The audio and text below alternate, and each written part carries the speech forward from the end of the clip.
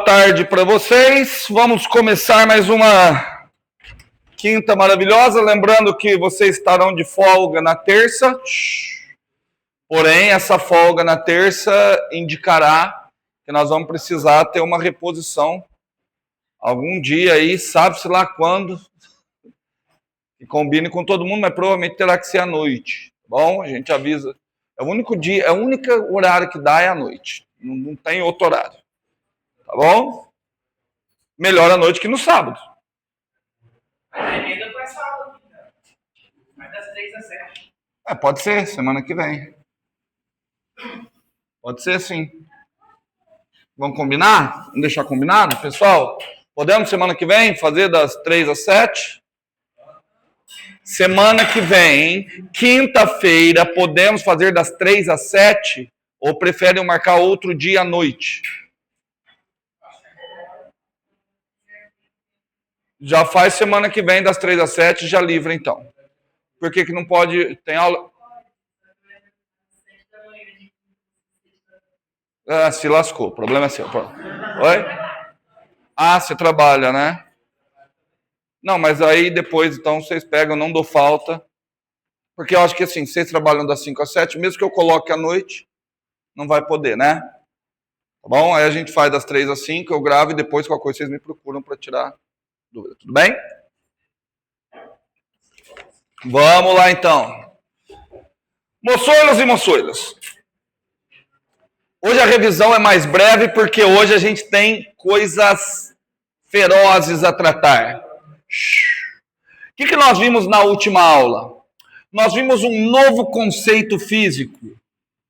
E a gente ainda não entende muito bem o que ele é. Nós vimos o conceito físico de impulso de uma força. Se eu perguntar o que é o impulso de uma força, em um primeiro momento, vocês podem dizer, impulso de uma força é o análogo ao trabalho. Só que, ao passo que trabalho é o resultado da ação de uma força no espaço, o impulso é o resultado da ação de uma força no tempo. Ah, mas se o impulso é o resultado de uma força no tempo, eu posso escrevê-lo como um produto da força pelo tempo. Só que esse produto eu já vou colocá-lo em uma integral porque eu estou já generalizando. Não, fizemos tudo na aula passada. Comecei considerando para impulso de uma força constante, F de T, delta T, tudo isso. Tudo bem? Isso daqui você pode fazer o seguinte, você pode utilizar lá no cálculo, não sei se vocês já viram o teorema do valor médio. Tá? Lá no cálculo, você pode dizer que isso daqui é uma força média vezes delta T. Tá certo? Tá bom? Você pode trocar, até nos exercícios que eu vou colocar no Moodle, cita muito força média vezes delta T. Posso explicar rapidamente aqui o que seria uma força média. Uma vez que eu estou colocando no gráfico, eu estou considerando uma força unidimensional, então não preciso da notação vetorial. Olha aqui, ó. Temos aqui um gráfico da força pelo tempo. Se eu estou com um gráfico de força pelo tempo, estou calculando o que uma força produz quando ela atua no tempo. Começando desde o tempo zero até um determinado tempo T. Como é que eu calcularia o impulso dessa força? Por sorte, é uma força unidimensional. Como é que eu calcularia o impulso dessa força? Integral de F dt. Integral de F dt calcula o quê? Integral, qual é a interpretação geométrica para o cálculo da integral? Área. Então, eu posso entender que se a força for em uma dimensão, o impulso é a área delimitada por um gráfico de força pelo tempo. Detalhe. Quantas integrais tem aqui a serem resolvidas? Não. Quantas integrais tem a serem resolvidas ali?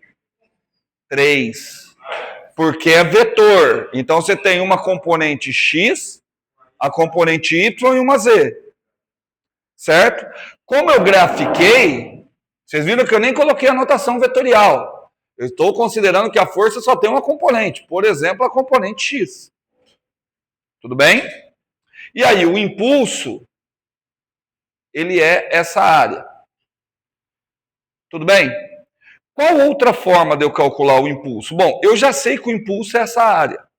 Outra forma, isso vai aparecer lá na matemática, lá no cálculo, no teorema do valor médio, é o seguinte: será que eu consigo um valor de força constante que abaixo dessa força eu vou ter um retângulo de mesma área que aquela que tem abaixo do gráfico? Aquele valor ali tá bom? Porque assim, por mais porco que tenha sido feito, eu acho que aqui dá para ter ideia que essa área que falta se encaixaria aqui. Então, a área desse retângulo em laranja,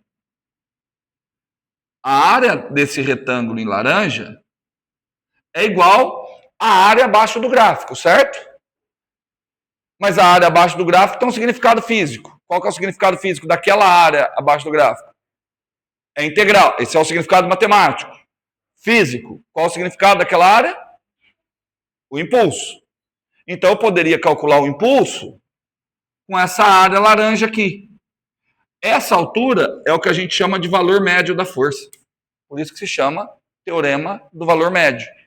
Então, o teorema do valor médio fala o seguinte: olha, você pode trocar toda essa integral por um único valor de força vezes o intervalo de tempo.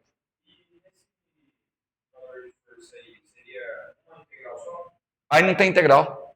Porque aí você está calculando como se fosse uma força constante. Porque é isso que você está fazendo. Você está trocando. Eu vou explicar fisicamente e depois eu vou para a matemática. Tá bom? Primeiro fisicamente e depois eu vou para a matemática.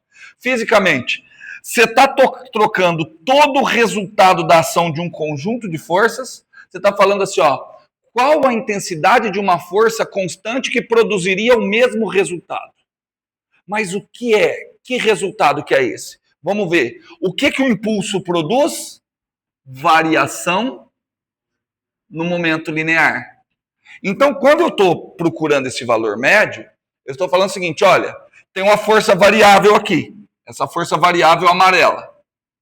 O que essa força fez? Ela atuou durante o tempo. Então, essa força alterou o momento linear do sistema. Show! Show! Essa força alterou o momento linear do sistema. Ah, em quanto que alterou? Alterou em 10 unidades. Qual seria o valor de uma força constante que causaria essa mesma alteração no momento linear? É essa força aqui. Isso é teorema do valor médio. Nunca viram o teorema do valor médio? Vocês estão me olhando com a carinha? Nunca viram? Eu garanto que vocês viram. Garanto que vocês viram. E vou falar onde vocês viram. No ensino médio. Por isso chama teorema do valor médio, que é ensinado no ensino médio. Vocês viram? Vocês querem ver como vocês viram o teorema do valor médio? Eu vou colocar um gráfico, e aí nós vamos brincar um pouquinho com esse gráfico. Ó, eu vou colocar um gráfico, por exemplo, de tempo por velocidade. Tudo bem? Vou pegar um gráfico igualzinho. Aqui. Aí eu vou fazer Ah, meu espírito quinta série. Eu falei que eu ia falar, vou dar uma pintada aqui, vocês iam ficar todos eufóricos. Não, vou pintar o gráfico na cor azul. E aí me digam, pode me dar interpretação física, interpretação matemática, qualquer interpretação que vocês queiram. Qual é a interpretação daquela área? Qualquer uma. Integral de quem? Da velocidade pelo tempo. Não é integral da velocidade pelo tempo? Tudo bem? Isso aqui é integral da velocidade pelo tempo. Show! Qual que é a interpretação física disso? Integral da velocidade pelo tempo? Deslocamento. Show? Fala. Tenho certeza que vocês lembram no ensino médio, que o professor do ensino médio, em algum momento, falou que a área abaixo de um gráfico de velocidade pelo tempo te dá o ΔS. Esse é o teorema do valor médio. Tudo bem? Esse é o teorema do valor médio, agora acho que vocês vão entender. Tudo bem? Então, aquela velocidade variável permitiu que eu obtivesse um deslocamento. Qual o valor do deslocamento? Essa área aqui. Tamo junto? Tamo junto? Agora eu quero o seguinte, com esse giz laranja, eu quero buscar um valor de velocidade que me permita, no mesmo intervalo de tempo, conseguir o mesmo deslocamento. Eu tenho que pegar um valor aqui, talvez aqui? Não, né? Tá ruim, né? Só que vocês estão percebendo que assim, ó, esse é o menor valor de velocidade e esse é o maior valor de velocidade. Qualquer que seja o valor de velocidade que eu vá pegar, o que ele tem que ser? Ele tem que estar entre o menor e o maior valor. De acordo? De acordo? Então tá. Então onde que vocês acham? Se eu colocar aqui, tá bom? Parece que tá legal, né? O que falta aqui vem para cá. Tudo bem? Essa área azul, qual que é a interpretação física da área azul? ΔS. Aí a área laranja tem que ser igual à área azul. Certo? Então qual a interpretação da área laranja? ΔS. Tudo bem? Eu vou dar um nome para isso aqui. Eu vou chamar isso aqui de velocidade média. Como é que calcula a área laranja? Ó, a área laranja, a interpretação é o ΔS. Base, quem é a base? ΔT. Quem é a altura? Velocidade média, vezes ΔT. Se vocês me falarem que vocês não viram isso no ensino médio, vocês estão mentindo para mim. Velocidade média igual a ΔS por ΔT é um resultado do teorema do valor médio. Tudo bem? Não sei se vocês perceberam, a gente já falou disso aqui também. O que é o teorema do valor médio? Quando eu preciso tratar de médias de grandezas contínuas. Perceberam que para eu achar o valor médio foi necessário o menor valor e o maior valor? E tem que ser um valor intermediário que produza o mesmo efeito? Aqui produzir o mesmo efeito é produzir a mesma variação no momento linear. Aqui produzir o mesmo efeito é produzir o mesmo deslocamento. Independe. Não, mas aqui não. Não vamos entrar nisso, Igor, porque aqui eu só estou considerando coisas em linha reta. Tá? Porque se eu precisar de caminho, não é essa integral tão simples que vocês estão fazendo. É uma integral um pouquinho mais complexa. Tudo bem? Tamo junto aí, gente? Então tá bom, mas então é daqui que eu quero partir. Vou cobrar vocês o tempo inteiro disso, mas é pela minha percepção. E é uma percepção ruim. Não sei o motivo, então não vou fazer julgamentos. É muito nítido que vocês não estão pegando para ler teoria. Assim, é escancarado. Estou avisando, vocês não vão dar conta. Se você deixar para estudar 2 semanas antes da prova, nem estude, nem faça a prova. Senão, eu estou falando, você não vai dar conta. Você não vai dar conta de pôr um nome na prova. Estou falando de verdade.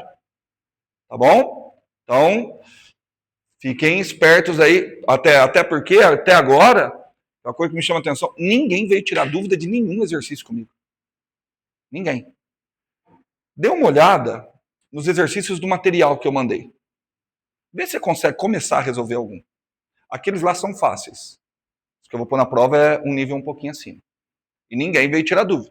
Tá bom? E aí eu vou conversando aqui. Talvez vocês estão dedicando a outras disciplinas, não quero nem entrar nesse detalhe. Mas vocês vão ter que colocar aqui, até porque é civil aqui, né? Física 2, se eu não me engano, segura 1 ano a mais, né? Pelo menos é o que a turma lá me falava, porque Física 2 não permite vocês fazerem qual disciplina? Mecânica geral, que vai segurar um monte de outras. Então, assim, eu acho que era bom vocês priorizarem. Mas vamos lá. Então vou repetir isso aqui. Olha que negócio interessante. Aula de hoje, começando. Então vamos começar com uma introdução. Cauã, posso começar a introduzir? Lógico que eu posso. Vamos lá então. Meu amigo Cauã deixou, permitiu.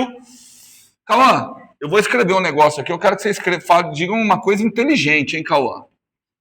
Olha lá, ó. Não, eu quero que você escreva que você diga uma coisa inteligente. Vamos lá, hein? Cauã, o que está escrito ali na lousa? Tem um monte de coisa inteligente para dizer sobre o que está escrito ali naquela parte. O que é aquilo? Pode falar, não, só o Cauã não, não vai ficar quieto amanhã. É o impulso. Ah, mas aqui que é o impulso já está escrito. Eu quero que vocês me digam de outra forma. Ah, aquilo ali, posso dizer que aquilo ali é a área de um gráfico de força pelo tempo? Não. Ali é um vetor. Aqui está vetor. Eu deveria colocar em 3. Então não posso dizer que é a área, porque esse aqui é a integral de um vetor. Cada componente, sim. O que mais que eu posso dizer ali que é impulso?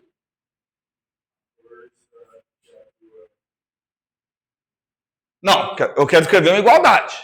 Uma igualdade matemática. Dá uma dica, o que eu posso escrever? Posso escrever que é impulso? Posso, mas não vou ganhar nada com isso. Quero escrever... Força média de delta T já está na lousa. O que mais? Variação do momento linear. Posso escrever isso? Posso ou não? Posso, mas já está na lousa. Então eu vou tentar dar uma desperta para cima do professor. Eu vou escrever assim, ó. Momento linear final menos o momento linear inicial. Variação do momento linear. Tudo bem? Certo? Esqueci seu nome. Eu. Então, eu. Não. Ah, achei que era eu. Rafaela, dá uma olhadinha aqui. Isso aqui.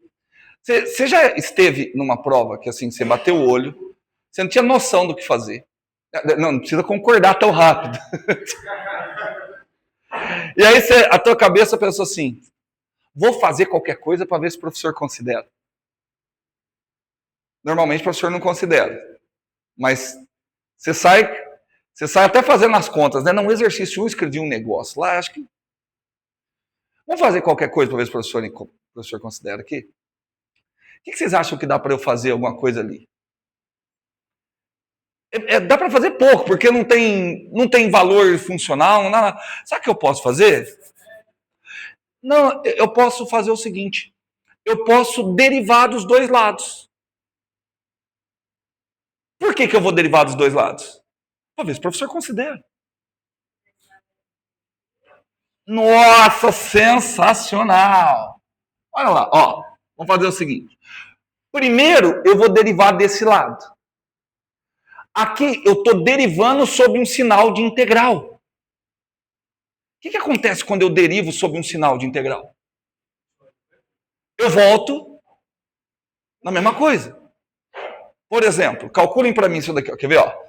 Integral de x ao quadrado dx, ó, desde 0 até x. Quanto que dá? Estou colocando até... Ó, presta atenção que aqui não é um valor fixo. Aqui é uma variável. Calcula para mim. Quanto que dá?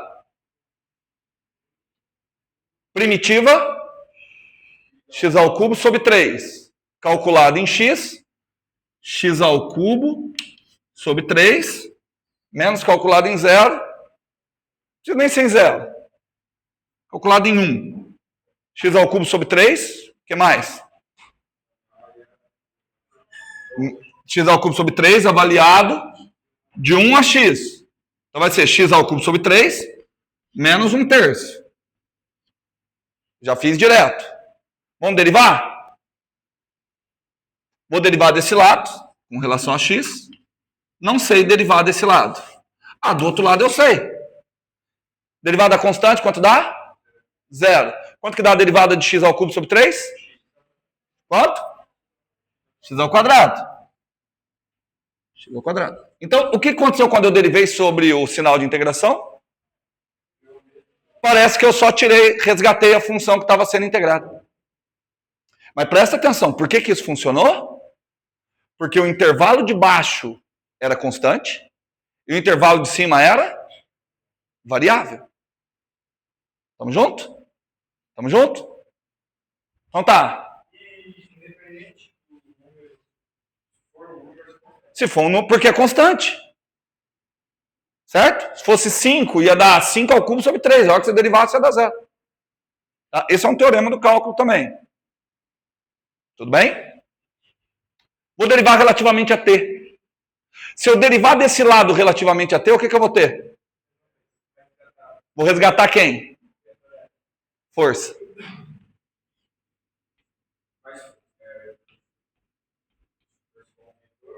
Não, estou derivando um vetor, resgato um vetor.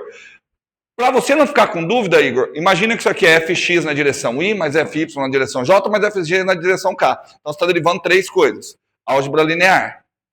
Tá? Você está fazendo a derivada da soma das derivadas, depois já nós estamos juntando tudo. Tudo bem? Ah, mas eu derivei desse lado, então tem que derivar do outro. Quando eu derivar do outro, o que vai acontecer? Quanto que é a derivada disso? Zero, porque isso aqui é constante. Isso aqui é o valor do momento, é o momento linear no início. Então, a derivada disso dá? Então, sobrou o quê? Pronto, apresentei para vocês a forma real da segunda lei de Newton.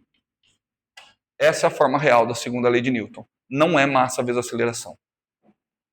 A forma real da segunda lei de Newton é essa. Diz que o somatório de todas as forças que atuam em um corpo atua de modo a alterar o momento linear do sistema. Tá? Quando Newton escreve o livro dele, ele não coloca força resultante igual a massa vezes aceleração. Ele coloca que a força resultante é a taxa de variação temporal dessa grandeza chamada momento linear. Muito boa pergunta, Igor. Então, vamos resolver a pergunta do Igor. Pausa para a pergunta do Igor. Galão velho. Pronto. Sabe por que galão velho? Dorme no pau e amanhece cantando. Pergunta do Igor foi sensacional. Porque vocês só estudaram, e até para mim é estranho, em Física 1 vocês não chegaram a ver força como taxa de variação temporal do momento linear? Não chegaram a ver? Não. Então vamos lá. Por que a gente aprende sempre como massa vezes aceleração? A gente aprende força resultante como massa vezes aceleração porque todos os casos que vocês estudaram, provavelmente em Física 1 Newton deve ter abordado isso, vocês só trabalharam com massa constante. Vocês não trabalharam até agora nenhum sistema em que a massa seja variável. Ah, como assim? Me dá um exemplo de um sistema que está evoluindo e que a massa seja variável. Um carro andando na rodovia. Como é que o carro faz para andar na rodovia? O que você precisa para o carro andar? Vocês estão indo muito complicado. Fala. Rafaela falou tudo, você precisa de combustível. O que acontece à medida que o carro vai andando na rua? Vai gastando combustível, vai jogando combustível fora. O que está acontecendo com a massa do carro? Diminuindo. Só que vocês nunca estudaram esse tipo de movimento. Um foguete. Foguete é o melhor exemplo. O foguete, cara, ele queima cerca de 10 mil quilos de combustível por segundo. Você imagina o quanto que vai variando a massa de um foguete. Tá? Então vocês trabalham, quer ver? Acabei de dizer para vocês, a segunda lei de Newton, na realidade, ela deve ser escrita nessa forma. Ó. Força resultante é a taxa de variação temporal de quem? Do momento linear. Como é que eu posso escrever um momento linear? Massa vezes velocidade. Falei para vocês prestarem atenção nas aulas de cálculo. O que eu tenho ali agora? A derivada de um produto. Como é que eu calculo a derivada de um produto? Meu Deus do céu, desesperador! Derivada do primeiro vezes o segundo. Não é isso? Mais o primeiro. Não está errado, mas eu prefiro guardar só. Vezes a derivada do segundo.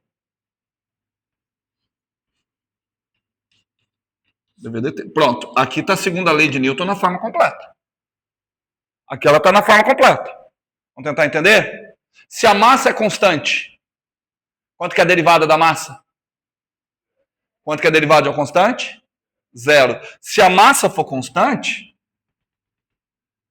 esse termo aqui, zero. O que sobra? Sobra que força resultante é igual massa vezes quem? Taxa de variação de velocidade. Quem é a taxa de variação da velocidade? Como se chama? Aceleração. Então vocês estudam apenas um caso particular, meus amiguinhos. A gente só estudou um caso particular. Até agora. Tudo bem? Tamo junto? Vamos fazer um exemplo de massa variável? Aí você derivou dos dois lados. Seria a mesma coisa ali? Derivar da massa zero? Não. Desse lado eu derivei sobre o sinal de integração. Que eu defini impulso. É que assim, o caminho que eu estou fazendo para mostrar isso para vocês não é o caminho com o qual as coisas foram criadas. Entendeu? Eu defini primeiro impulso para chegar nessa forma. Estou falando, essa é uma outra forma de apresentar a força resultante. Na realidade, essa é a forma que a força resultante surgiu. É que aí eu acho que é o recurso didático mais fácil é esse. Porque é mais intuitivo, pelo menos eu entendo mais intuitivo, entender primeiramente força como aquela entidade que causa aceleração. Se eu começasse, a força é aquela entidade que altera o momento linear. Pô, o que é momento linear? Até agora vocês não conseguem entender o que é momento linear. Tudo bem? Tudo bem mesmo? Então, vamos embora. Então, vamos lá. Vamos fazer um exercício só para brincar. Só para brincar.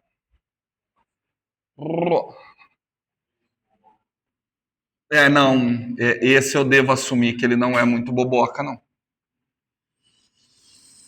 É um exercício um pouquinho difícil. Eu nem sei se eu vou conseguir resolver.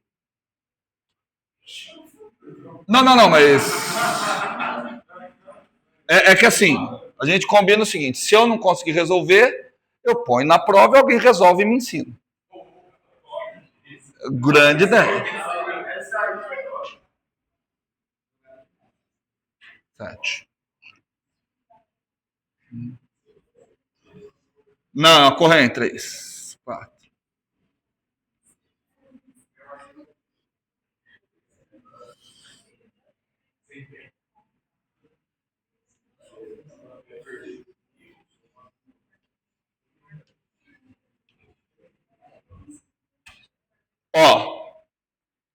Esse daqui é um exercício um pouquinho mais elaborado. Eu acho que é a primeira vez que eu pego para resolver um exercício em sala de aula com vocês, né? Não estou lembrado de outras vezes. Eu não gosto de usar o tempo de sala de aula para resolver exercício, a menos que sejam exercícios no qual a gente explora a teoria. Então, o objetivo aqui, gente, não é, vou ficar apavorado que eu vou ter que vai cair um exercício. Não. Estou pegando esse exercício única e exclusivamente para discutir um pouco de parte conceitual. Aqui eu quero considerar o seguinte. Imagina que tem uma corrente no chão. Eu vou chegar e vou aplicar uma força sobre essa corrente. Eu vou aplicar uma força sobre essa corrente, só que com um detalhe. Eu quero que essa corrente suba com velocidade constante. Entenderam? Quero que ela suba com velocidade constante. Em um primeiro momento, você poderia pensar assim, se eu quero que ela suba com velocidade constante, então a força resultante tem que ser? Não, 0. Por quê? Até agora... Isso. Olha só, fala do Igor. Se está com velocidade constante, não tem aceleração. Estamos juntos? Se não tem aceleração, a força resultante deve ser 0. Mas esse é o pensamento que ele está incorreto. Por quê? Porque nesse caso, por mais que a velocidade seja constante, só que o que acontece com a massa que está sendo suspensa? A massa é variável. Aí cabe assim, para tentar clarear as ideias. Imagine que eu quero fazer essa corrente subir a 10 metros por segundo. Vai ser mais fácil eu aplicar uma força e manter ela subindo a 10 metros por segundo no começo ou no fim?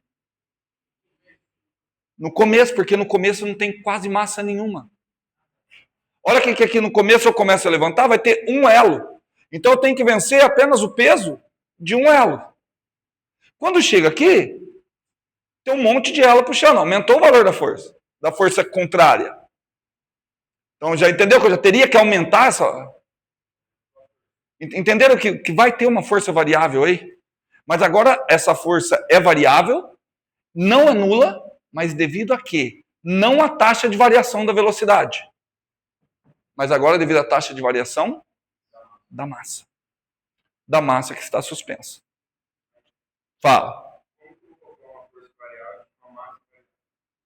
É isso que nós temos que descobrir agora. Tá bom? Então vou passar algumas informações. O comprimento dessa corrente eu vou chamar de L. Quando eu coloco letras assim, gente, as incógnitas são para o seguinte, olha, isso são dados que eu consigo obter. Seja medindo com comprimento, de alguma força. Eu tenho objetos para medir o comprimento. Também tenho objeto para medir a massa. Portanto, eu vou dizer que a massa da corrente vale Emão. Tudo bem? E também tenho que estabelecer qual o valor da velocidade que ele vai subir. Só que antes de eu estabelecer um valor da velocidade, eu preciso de um sistema de referência, preciso de um referencial inercial. Cá está o meu referencial inercial, então eu vou dizer que o meu sistema subirá com uma velocidade constante, que eu vou chamar essa velocidade constante de V na direção J. Tudo bem? Pronto, essas são todas as informações que eu tenho. Quando eu trabalho com letra, o que eu quero dizer? Que se você conhecer a velocidade, você conhecer o comprimento e você conhecer a massa, pronto, você sabe a intensidade da força necessária para fazer isso daí subir. Intuição. Não, da corrente. Porque é a corrente que vai subir. Tudo bem? Vamos mexer com a intuição. Se a velocidade for alta, o que vocês acham da força resultante? Tem que ser alta ou ser baixa? Intuição. À medida que eu aumento a velocidade, o que vocês imaginam da força resultante? Tem que ser mais... A intuição... E a massa, interfere de que forma? Quanto maior a massa, o que vocês imaginam? Maior vai ser a força necessária para manter o corpo com velocidade constante. Tudo bem? Falei que era um exercício um pouquinho mais acurado. Quando vocês acharem que está um pouquinho complicado, vocês pensem da seguinte forma. Preciso catar do livro e ler teoria. Não se estuda física resolvendo 300 milhões de exercícios. Se estuda física lendo teoria, discutindo. Ok? Por quê? Não quero apavorá-los, mas a parte de abstração mais pesada vai chegar. Ela vai chegar, que é a hora que a gente falar de movimentos de rotação. E isso daqui tem que estar bem cristalizado para que vocês não encontrem tanta dificuldade assim. Tá bom? Então vamos fazer o seguinte, ó. Eu vou imaginar que nesse comecinho eu apliquei uma força aqui, ó. Eu apliquei uma força F no tempo zero, porque essa força vai ser variável com o tempo. A qual é constante, então, eu vou chamar ela... A qual é constante, não. Estou chamando ela de F0 na direção J. Tudo bem? Certo? Vamos começar com a pergunta um pouquinho mais simples. Aqui eu vou ter que aplicar uma outra força. Qual força é mais intensa? A aplicada aqui ou a aplicada aqui? Qual que vocês acham? Lá. Mas a velocidade é a mesma nos dois casos. Agora uma pergunta para vocês pensarem um pouquinho mais. Tanto que eu nem estou enunciando exercício. Quanto tempo demorou para a corrente subir como um todo? Porque assim, aqui eu calculei força no tempo 0, aqui pode ser força no tempo 2, mas e no final, a hora que o último elo estiver perdendo contato com o chão, quanto tempo demorou? Sensacional! T. Não, vamos pensar. Já posso garantir, você tem dado mais do que suficiente para falar quanto tempo demorou. Certo? Pensa, aí é com vocês agora. Se eu contar, fica muito fácil. Mas é fácil. Posso deixar um pouquinho mais difícil? Um aluno de ensino médio conseguiria. Coloquei mais difícil, coloquei pressão, ficou mais difícil.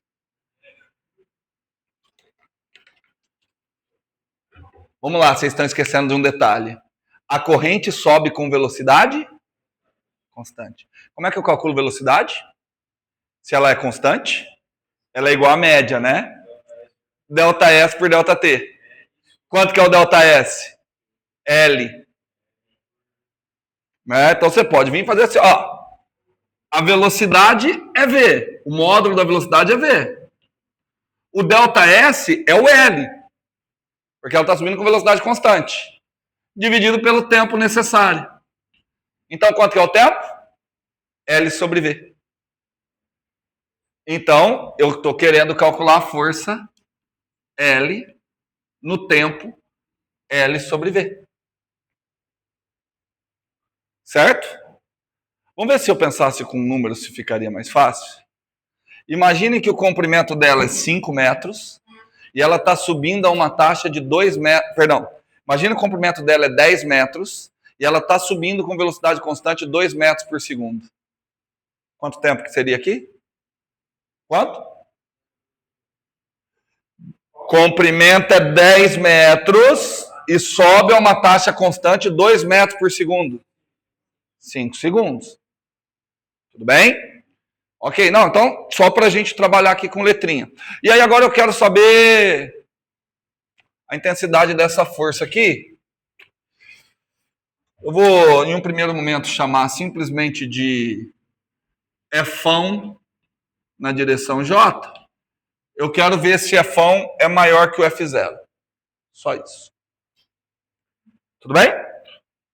Ok? Bom, então vamos lá. O que eu sei? Eu tenho que primeiro escrever o somatório de todas as forças que estão atuando no sistema. Não coloquei lá no final.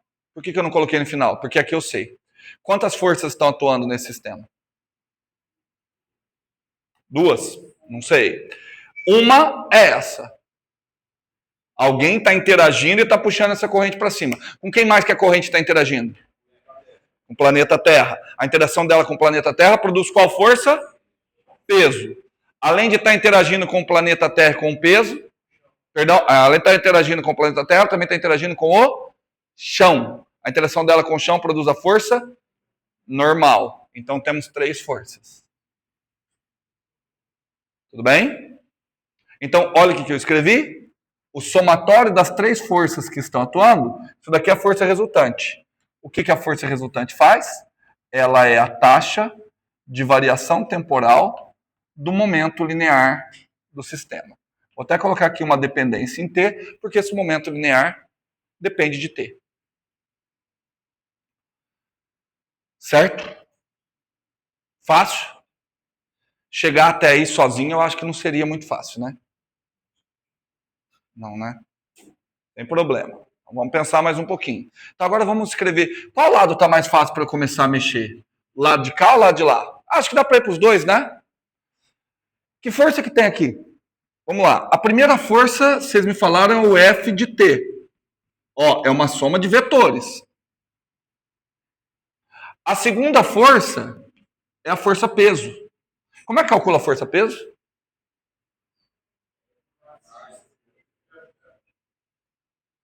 Constante? Nesse caso é constante, né? Porque a interação da corrente, olha só, temos que tomar muito cuidado. Massa vezes campo gravitacional. Muito cuidado. Mais quem? A normal, para esse caso, é constante? Não. Nesse caso, a normal é variável. Porque à medida que vai subindo massa, vai perdendo, o contato vai diminuindo. Então vai acontecendo o que com a intensidade normal? Vai diminuindo. Isso daqui pode complicar um pouquinho a nossa vida, hein? N de T. Isso aqui é igual. Taxa de variação do momento linear. Momento linear é massa vezes velocidade. Então vamos de cálculo. derivada do primeiro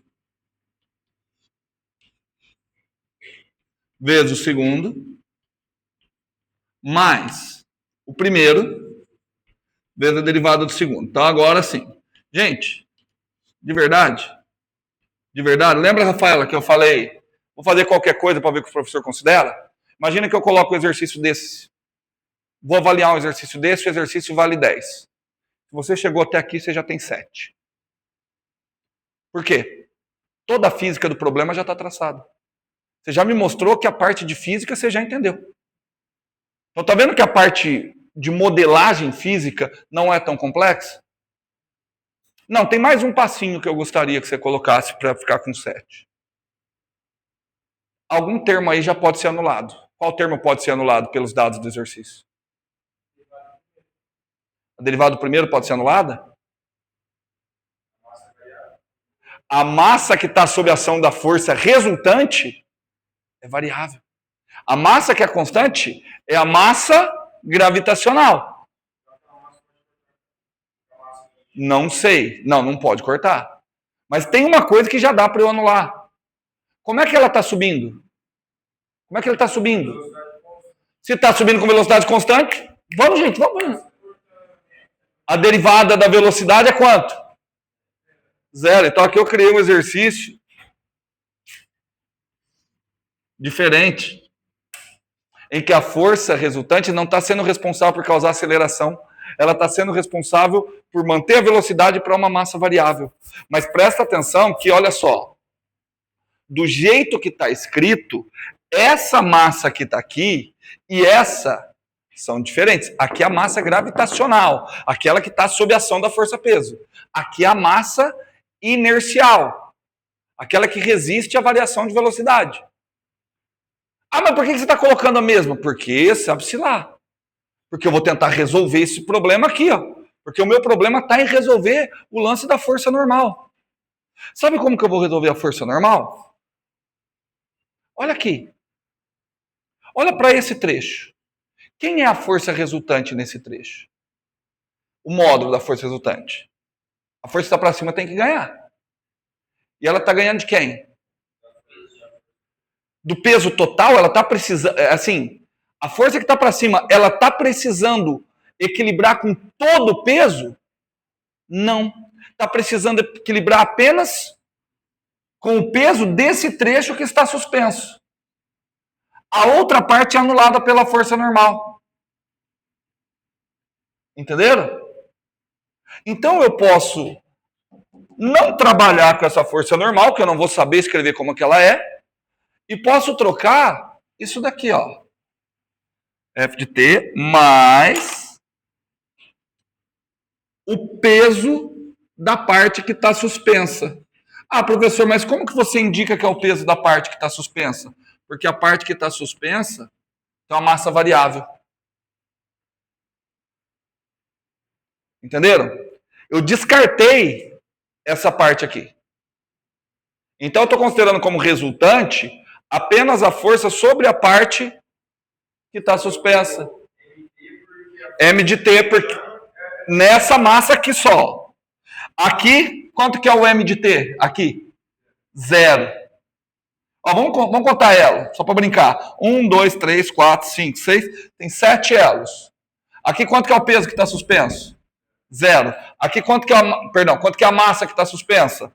A massa de 3 elos. Tudo bem? Concordam que a força F só tem que... ela só está lutando contra o peso de 3 elos? E aqui? 7 elos. Como outra forma? Não, no primeiro caso encaixa aqui perfeito também. Porque nesse primeiro caso, olha lá. Nesse primeiro caso, quanto que é a massa que está suspensa? 0. Então, no primeiro caso aqui desaparece. Tudo bem? Não, fala. O que não está bem? Bom? Nesse caso, isso aqui já não desaparece. Aqui já entra a massa de 3 elos. Só que está vendo que eu tenho que contabilizar todos os casos? Por isso que eu tenho que descrever através de função e de funções contínuas. Certo? Tudo bem? Tamo junto? Não está muito fácil não, né? Vamos escrever aqui f de t. Vamos lá. Deixa eu contar um negócio para vocês. Sabe o pessoal do segundo ano? Eles vieram dando risada de vocês ano passado. Eu não sei com quem que eles conversaram. Com alguns de vocês. E alguns de vocês falaram que física era sossegado. Semestre passado. Falaram que física... Falaram que... E aí eles falaram assim, não precisa nem preocupar com física, não. Física tá fácil de passar. E aí eles começaram a dar risada quando eles ficaram sabendo que era eu que ia pegar física com vocês agora. Sério mesmo. Tiraram o sarro de vocês até umas horas. Mas, vamos lá, vamos todo mundo. Foi. Esse daqui é a primeira vez que eu falo. Isso daqui realmente é um exercício que exige um pouquinho mais. Por isso que eu estou fazendo passo a passo com vocês. Você não precisa chegar em casa e conseguir resolver isso daqui de novo. Tá? Eu quero que vocês entendam a parte teórica que eu estou indo passo a passo. Então, eu não quero que a cabeça de vocês pense assim, então se tiver isso, eu vou fazer isso. Até porque isso aqui não vai se repetir. Certo? Uma coisa dessa aqui não vai se repetir. Você vai ter que pensar a todo momento como é que a massa está variando. Se a força resultante está ajudando a variar a massa. Tudo bem? Então vamos pensar agora aqui, ó. Fran, estamos naquela situação que eu não tenho nem ideia de como continuar. Como que a gente faz com isso? Vamos escrever qualquer coisa para ver se o professor considera. Tá. Não, eu estou ensinando vocês a fazer isso. Estou falando sério. Vocês estão achando que eu estou brincando. Até porque a hora que você começa a escrever qualquer coisa, talvez venham ideias. Primeira coisa, eu penso o seguinte. F de t, qual que é a direção e sentido de F de t? Eu dei um sistema de referência. Na direção J, Y, tá certo? Então eu vou escrever ele assim, ó. Ele é um F de t na direção J. Concorda? M de t vezes G. Isso daqui é M de t vezes G. Mas ali está em módulo. Qual direção? Menos J. J. Aí, ó. Cara, pelo menos estou passando para notação vetorial. Estou mostrando que eu sei um pouquinho de geometria analítica. Porque a força-peso é para baixo. Contrário da minha referência. Perfeito. Igual. dm dt, taxa de variação temporal da massa, vezes, o que eu vou escrever no lugar da velocidade? V na direção J. O que eu quero mostrar com isso, gente? O movimento é unidimensional, né? Se o movimento é unidimensional, eu posso abrir mão da notação vetorial. É como se eu colocasse em evidência,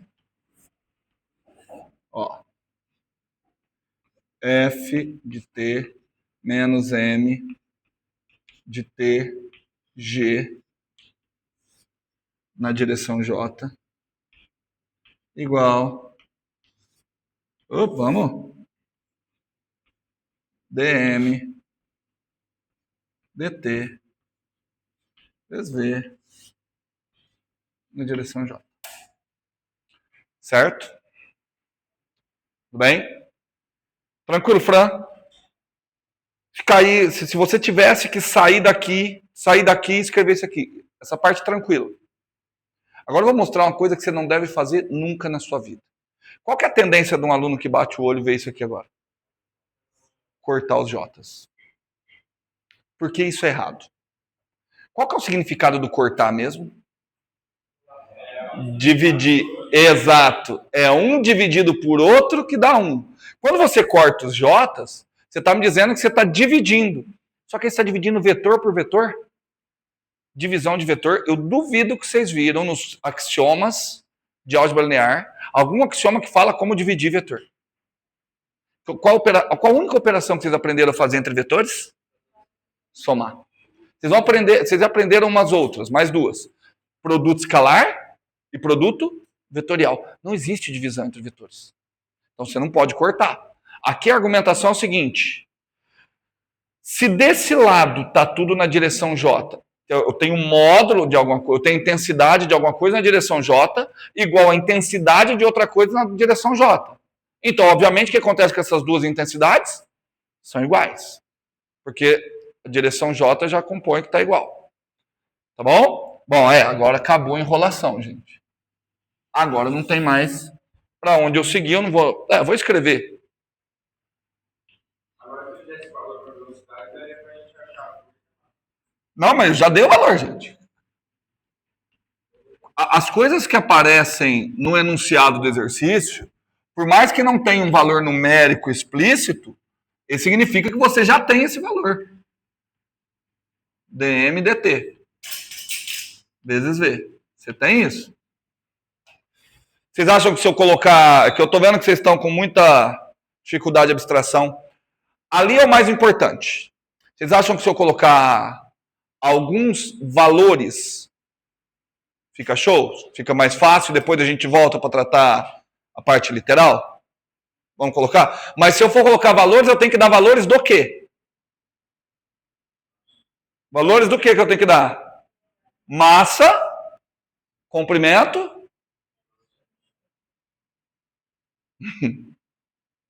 E aí você tem que... Tá bom.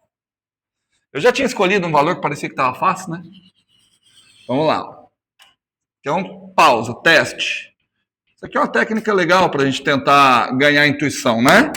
Vamos lá. Eu vou escolher que a massa são 10 quilogramas.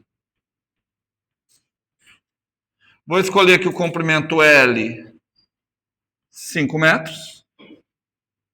E vou escolher a velocidade,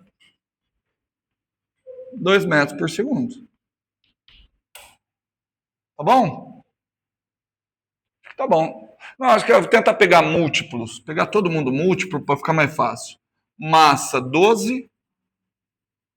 Comprimento 4. Velocidade 3. Não sei se ajudou. Não sei se ajudou. Por quê? Oi? Não, 5 e 2, né? Não, mas aqui é múltiplo do M. Verdade. Verdade. Onde é que eu posso substituir esses valores? Olha para a equação de cima. Onde é que eu posso substituir esses valores? Apenas aqui na velocidade. Você pensar Mas quem é constante? Nossa, fala. Mas já foi, a parte que é derivada da velocidade é zero já foi. Ali não tem derivada de velocidade. Ali tem a taxa de variação da massa. Qual a diferença dessa massa para essa? Essa daqui é a massa total. Essa daqui é a massa que está suspensa.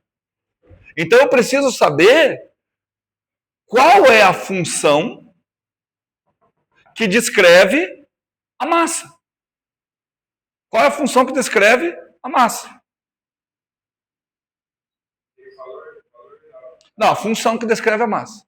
Por exemplo, massa é igual a 3t quadrado, a massa é igual a 5t. Eu quero saber qual é a função que descreve a massa.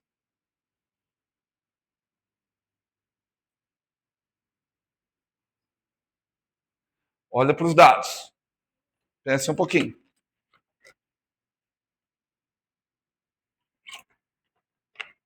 Vamos pensar.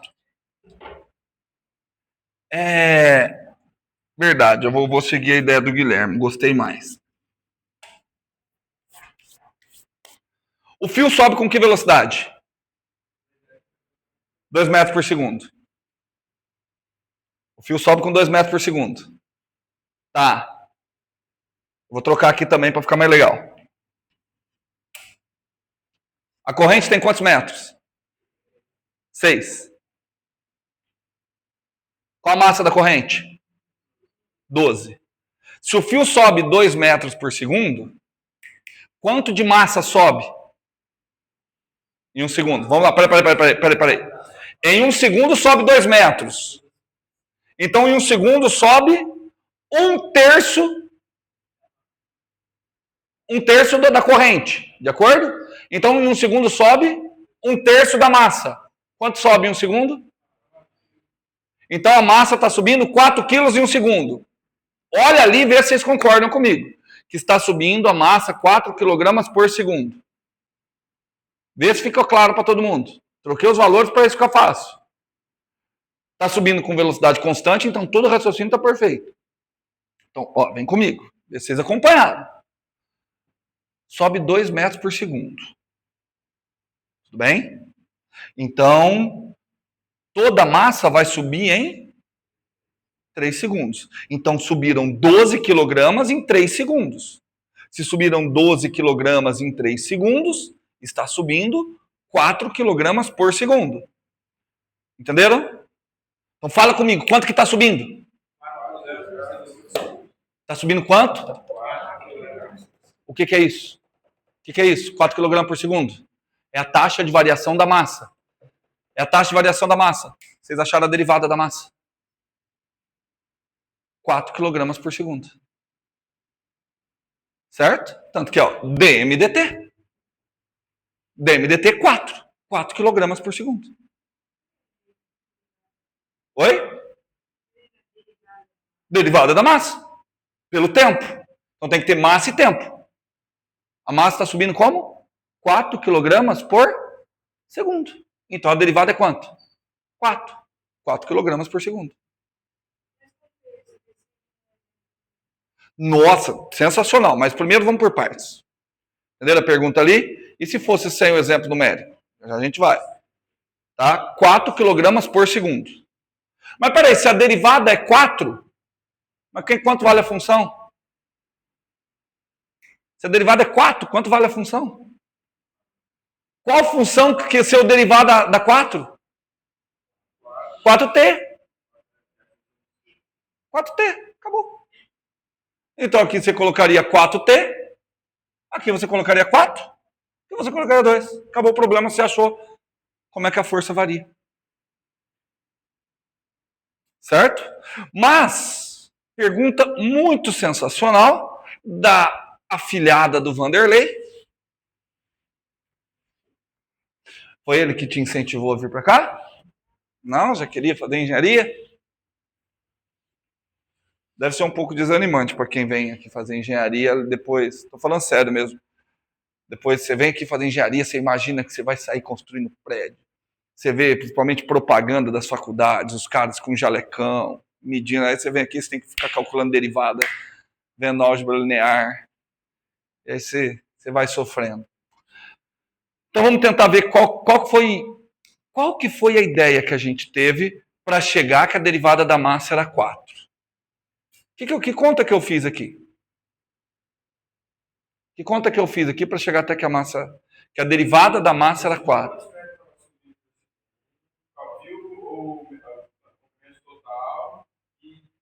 Ah, peraí. Eu fiz L sobre V?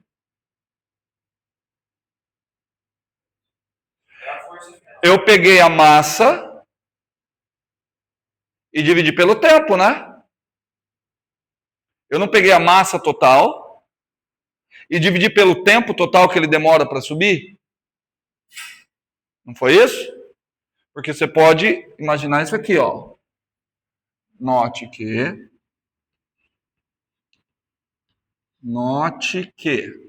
presta atenção. Eu ainda não sei calcular a derivada da massa, mas eu sei calcular quanto de massa varia pelo tempo. De acordo? Quanto de massa varia pelo tempo? É só ver o tanto que subiu. É a massa total dividido pelo quê? Pelo tempo total. Mas quanto foi o tempo total? Não, ali tinha número. Agora não tem número. L sobre V. Dividido pelo tempo total. L, se eu dividir por V, o V vem aqui em cima. Certo? Então, esse é o ΔM, ΔT. Essa seria uma taxa de variação média. Tudo bem? Como sobe com velocidade constante, isso é constante, isso é constante, isso é constante, então eu já posso dizer que isso daqui é a derivada? Porque todo mundo aqui é constante. dm dt. Tudo bem? Tamo junto? Portanto, ó o símbolo aqui de portanto. Ó. Portanto, se dm dt é igual m L vezes V, isso acarreta que M de T, aí cabe a vocês. Quem é que eu derivo que dá essa constante?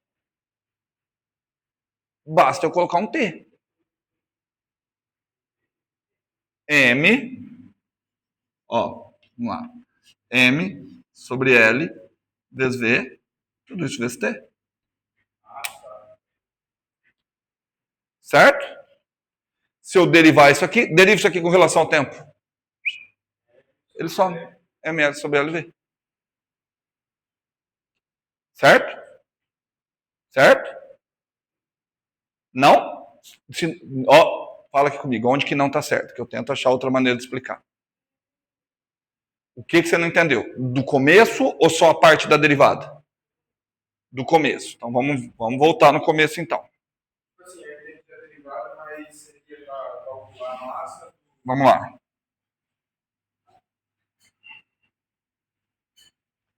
Concorda que eu preciso calcular quanto de massa que subiu para cada instante de tempo, para cada intervalo de tempo. Daí vocês concordam? Concordam? Então eu vou fazer o seguinte. Quanto tempo passou daqui até aqui? Em termos de letra, passou o tempo L sobre V. Quanto de massa subiu? Tudo. Então, se eu pegar a variação da massa pelo tempo, eu vou ter que pegar a massa total pelo tempo total. Quanto que é o tempo total? L sobre V. De acordo? Todo mundo, gente? L sobre V. Só que aqui é uma divisão de frações. Então, isso aqui fica M V sobre L. Então, isso é a taxa de variação da massa por tempo. Aquilo ali pode dar 2 kg por segundo, pode dar 7 kg por segundo. Sei lá, depende da massa, depende do comprimento, depende da velocidade. Aí foi. Tudo bem? Isso daqui não é constante? Isso aqui não é constante? Isso daqui não é a taxa média? Tudo bem? Mas peraí. Vamos pensar em velocidade. Quando a velocidade é constante, ela é igual à velocidade instantânea. A velocidade média é igual à velocidade instantânea. Certo? Certo? Isso aqui não é tudo constante? Então a taxa média é igual à taxa instantânea. Só que ao invés de taxa instantânea, que nome que a gente normalmente dá para taxa instantânea? Gente, eu não estou falando... Sim, não estou brigando com vocês, não. Vocês não têm ideia do que eu estou falando? Vocês não têm ideia do que é taxa de variação instantânea? Nossa, aí vocês me apavoram. Vocês não estudaram derivada? Derivada é taxa de variação instantânea. Vocês nunca ouviram falar nisso? Mas em cálculo também não? Não lembra? Quando você está calculando uma derivada, velocidade não é derivada do espaço? Você não fala velocidade instantânea? Então, a derivada é uma taxa de variação instantânea. Isso daqui, quando tem deltas, esses deltas são taxas de variações médias. Taxa de variação média. Por isso, delta S por delta T, velocidade média. Quando o intervalo de tempo é muito curto, essa taxa de variação é uma taxa de variação instantânea. Então, taxa de variação instantânea é sinônimo de derivada. Ah, mas e quando a derivada é com x? Aí não faz sentido falar instante. Eu falo uma taxa de variação pontual. Porque eu estou falando em intervalos, coisas muito pequenas. Falei em taxa de variação, estou falando em derivada. Tudo bem? taxa de variação pontual, taxa de variação instantânea, quando o intervalo de tempo é muito pequeno, quando o intervalo de espaço é muito pequeno, tudo isso você está falando de derivada. Tudo bem? Eu sei que não vai estar 100%, eles precisam. Anote esse livro. O Cálculo com Geometria Analítica, Lois Leitold. Acho que não tem aqui.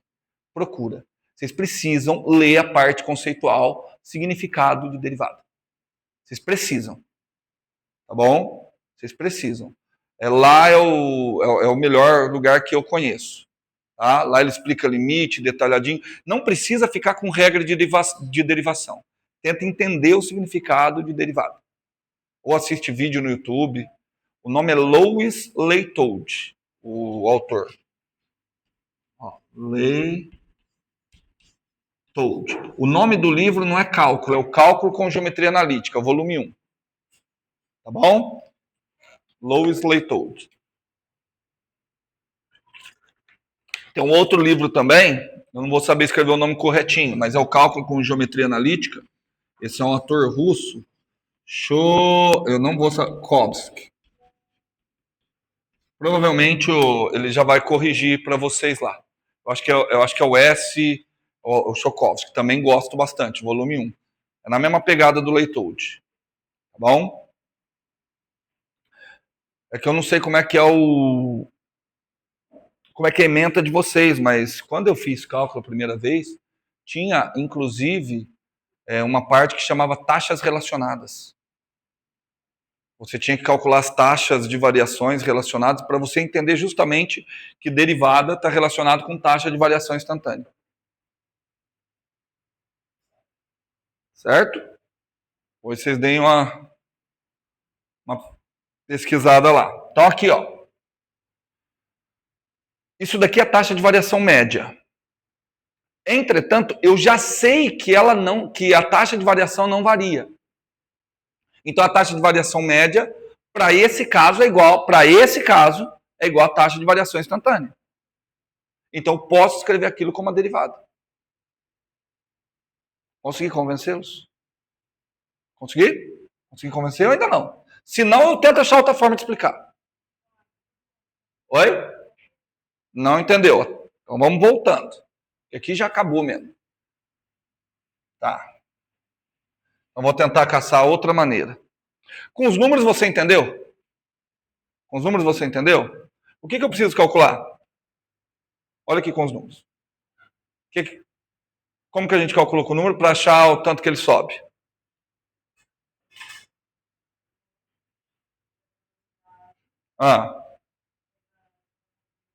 Para achar o quê? O tempo. Então, peraí. Tô olhando ali pelos números, ó. Não precisa anotar. A primeira coisa que eu calculei foi o tempo de subida. Tempo de subida. Perfeito. Como é que eu calculei o tempo de subida? Olhando aqui pelos números. Isso, porque ele sobe 2 metros a cada 1 segundo, tem 6 metros. O que eu fiz? Dividi quem? Dividi o comprimento pela velocidade. Certo? Tamo junto aí? Dividi o comprimento pela velocidade. Aí eu achei o tempo. Quanto que deu o tempo de subida? 3 segundos. Aí depois o que eu fiz? Eu peguei para saber quanto de massa subia a cada 1 segundo. Que conta que eu fiz? Dividi quem por quem? Eu peguei a massa e dividi pelo tempo. Para saber quanto de massa sobe a cada 1 segundo. Então, peraí. Então, vou escrever assim, ó. Vou escrever dessa forma, ó. Massa por segundo. Massa por segundo. Como é que eu calculei? Eu peguei a massa que eu já tinha e dividi por quem? Pelo tempo. Não foi isso? Só que o tempo está aqui agora. Tudo bem? Tudo bem mesmo? Massa pelo tempo.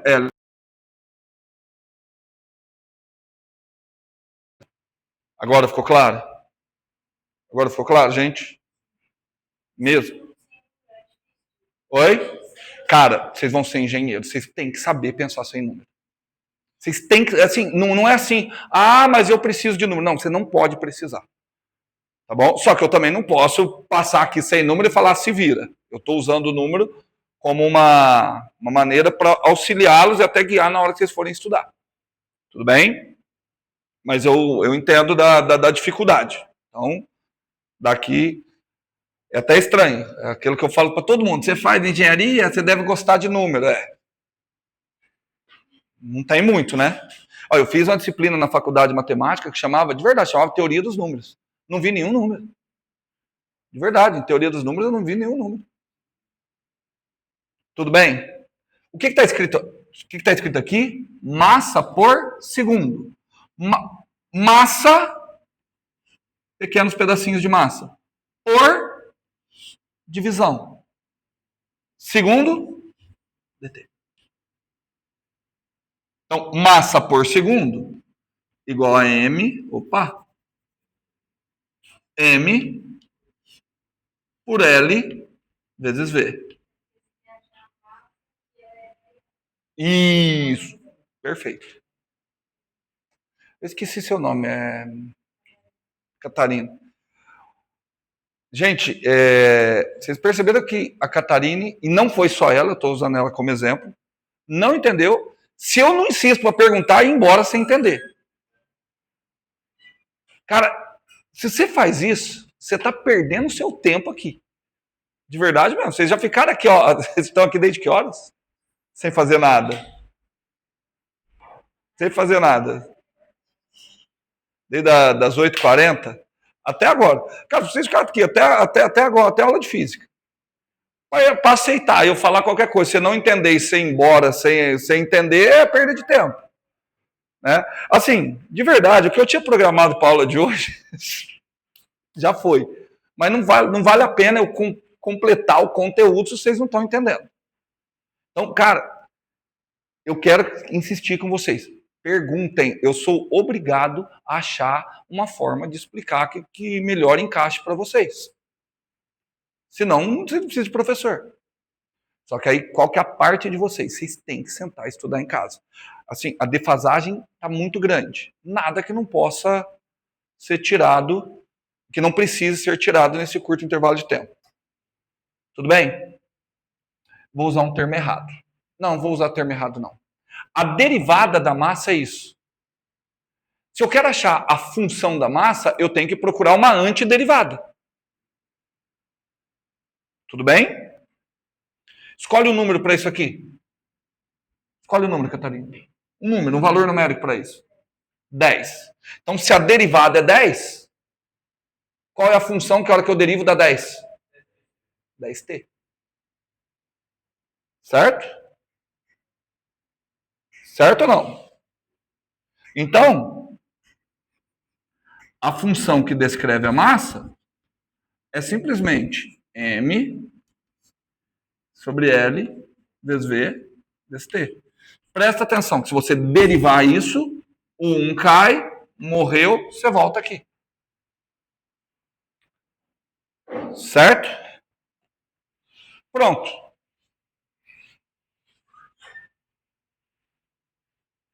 Agora,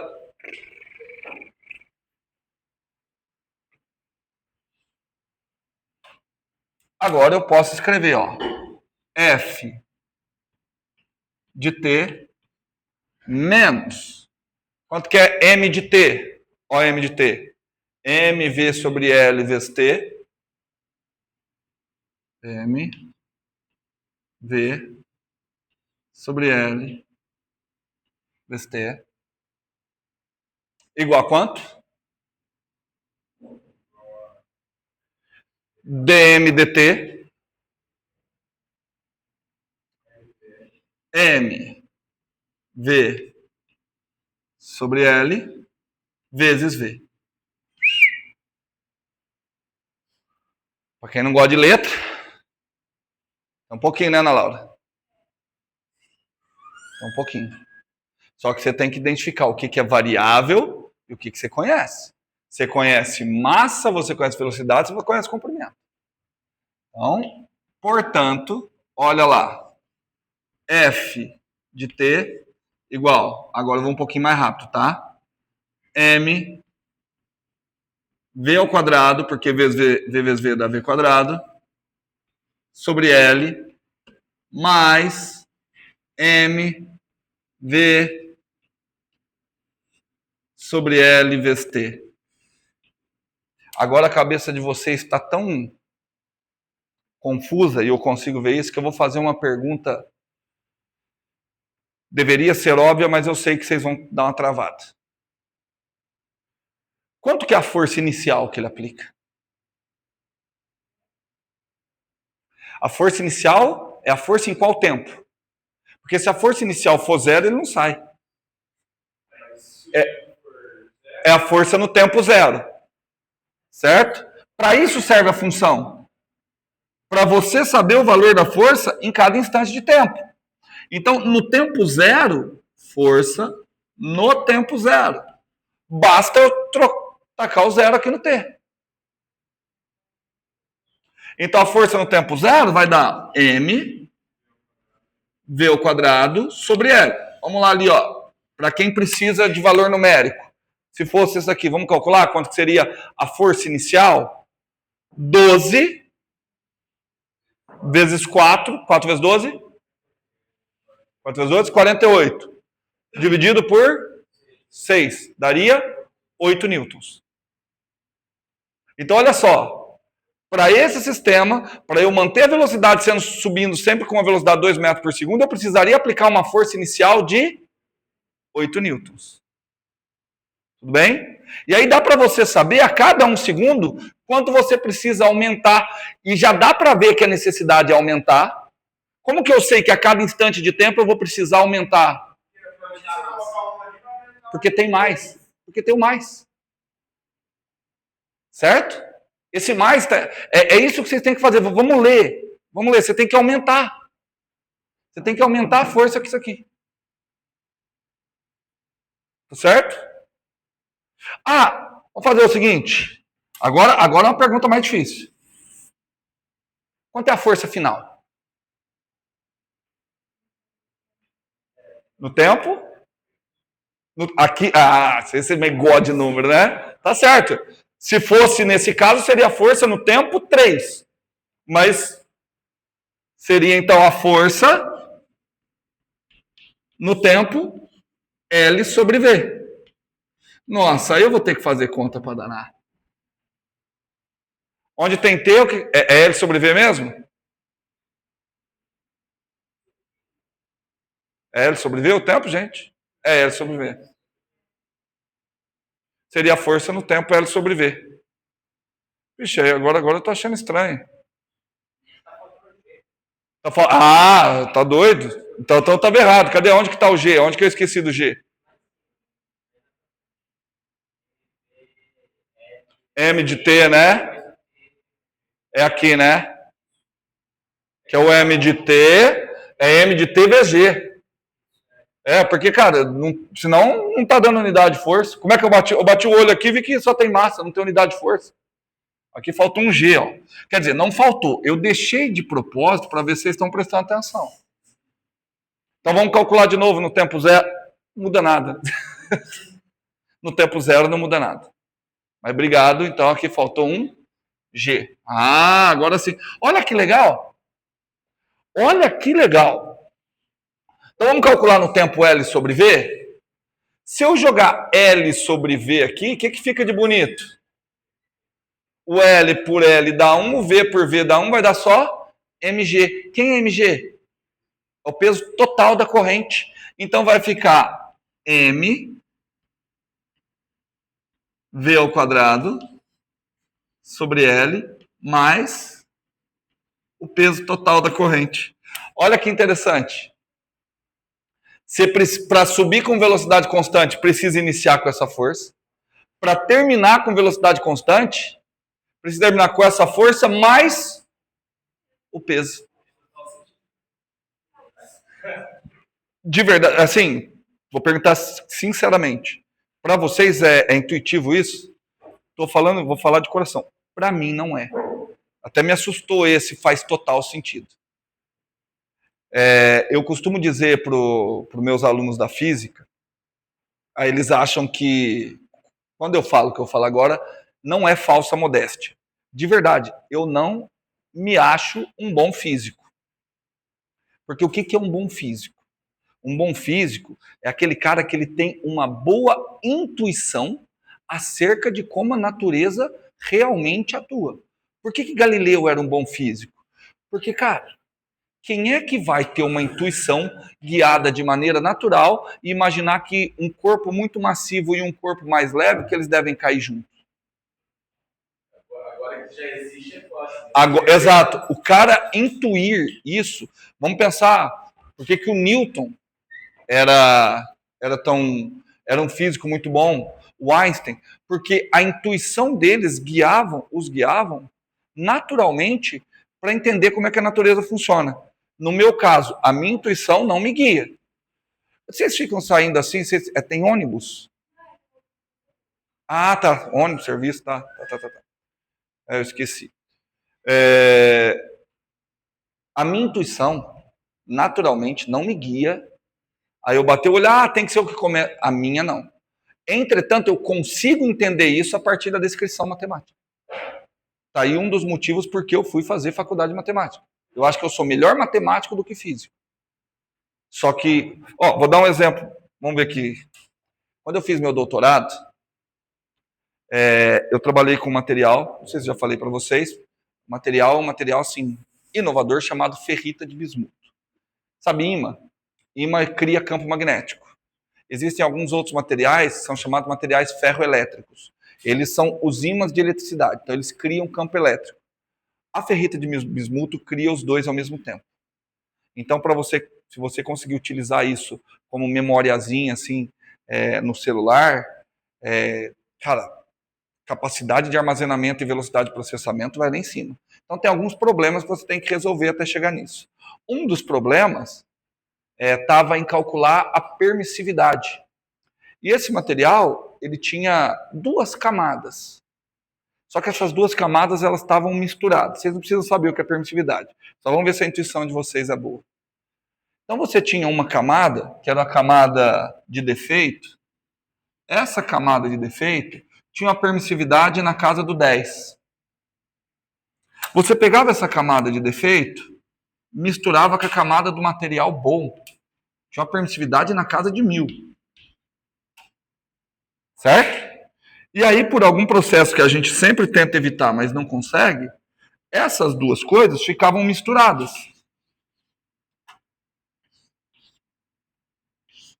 De modo que quando eu ia fazer as medidas, eu tinha não a permissividade de um, não a permissividade, mas uma permissividade conjunta dos 2. Tinha o resultado dos 2. Só que você não vê isso. Então o que você precisa? Você precisava criar uma equação matemática, porque você sai lá no gráfico, e aí você precisa, por conta própria, criar uma equação matemática que lhe permita achar a permissividade resultante.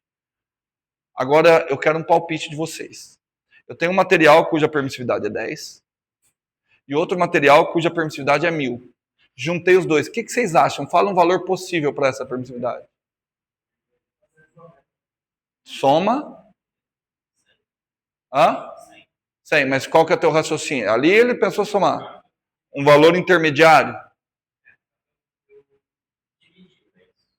Você dividiu? Para vocês, intuição. Intuição diz o quê?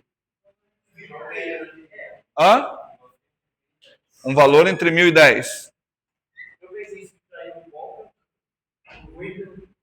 Tá vendo? Então a intuição de vocês para física também... Não, mas que eu não posso comparar agora, porque vocês não têm a mínima noção do que é a permissividade. Não. Agora, só lá mais para frente. Eu criei um modelo matemático, mas o modelo matemático que eu criei inicialmente era só baseado nas curvas. Então eu vi uma curva e eu criei lá criei um modelo matemático que dava a curva, e a partir da curva se fazia uma deconvolução. Sabe quanto que estava dando a permissividade? 6. Cara, meu orientador quebrava o pau comigo. Cara, é sério, ele brigava, ele falava assim, ó. Saulo, pelo amor de Deus, para. Pensa, eu tenho um negócio que a permissividade é 10, outro que é 1000. Como que você vem aqui e me aparece com um de 6? Não, você tá... Ele falava desse jeito, você tá tomando meu tempo, sabe? Cara, só que assim, foi muito pela insistência por confiar no modelo matemático que eu tinha construído. Porque eu construí um modelo matemático que, assim, você tem os dados teóricos, perdão, os dados experimentais, o modelo matemático que eu construí encaixava perfeitamente. E aí eu falava, cara, realmente o argumento do professor está correto, mas eu não vou brigar com a matemática que eu criei. Aí, a partir da matemática, aí eu fui tentando resgatar e achar o modelo físico. E aí eu consegui uma explicação física. Então a minha intuição não me guiou naturalmente para você. Estava certo. Se você tem duas coisas, junta elas, a permissividade relativa é menor que a menor das permissividades. Só que eu naturalmente não conseguia pensar nisso. Eu só consegui vendo através da matemática. Então, assim, ter a intuição física seria algo maravilhoso para todo mundo. É algo que eu acho que eu particularmente não tenho. Já ouvi muita gente falar que tem, mas não me parece ser o caso, não. Então, no meu caso, eu apelo para onde que eu acho que eu sou melhor, que é a matemática. Aí eu descrevo a matemática e eu consigo entender a física. Por isso que eu insisto tanto que vocês precisam entender cálculo. Entender cálculo é diferente de resolver exercícios de cálculo. Vocês precisam entender cálculo. Certo? Voltamos felizes quinta-feira que vem.